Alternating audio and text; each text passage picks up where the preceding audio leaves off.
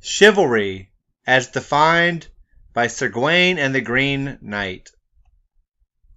Chivalry, defined by Oxford Dictionary, is a medieval knightly system with religious, moral, and social code.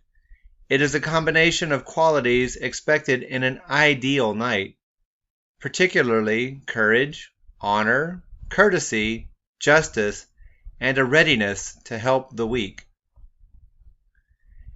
In the poem Sir Gawain and the Green Knight, Sir Gawain is the epitome of chivalry. At the beginning of the story, a magical green gigantic knight on horse challenges King Arthur in the middle of a party. He calls out Arthur and his Knights of the Round Table for their courage and challenges them to a physical feat. Of course, nobody believes that he's telling the truth, so no one volunteers to accept his challenge.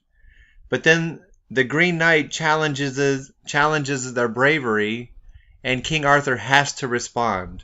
King Arthur accepts the challenge and is about to swing his axe at the Green Knight when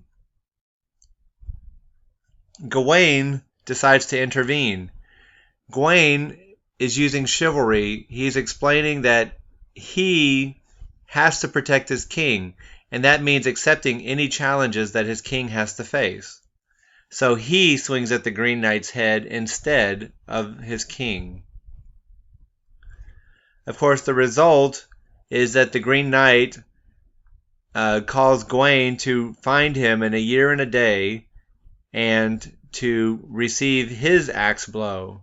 Luckily, King Arthur is safe, but Gawain has to keep his word, so he must embark on a quest. Before he leaves, his king bestows upon him a shield with the Pentangle.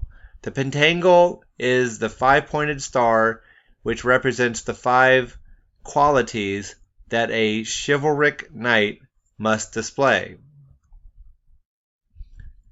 Eventually, Gawain comes to the castle of Lord Berta.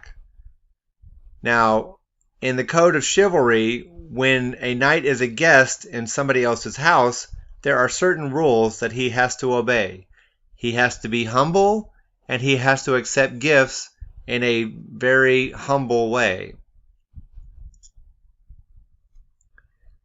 When Berta goes hunting, Bertolac's wife, Lady Berta, comes on to Gawain and tries to seduce him.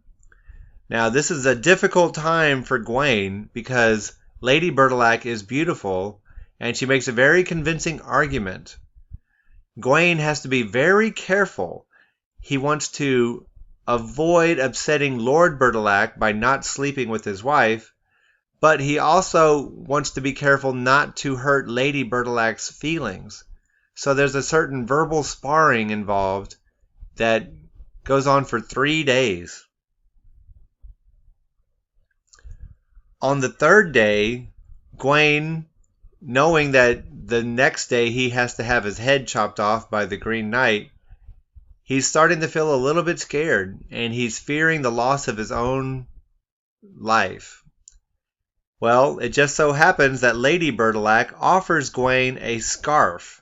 Not just any scarf, but a magical scarf that will protect its wearer from any weapon.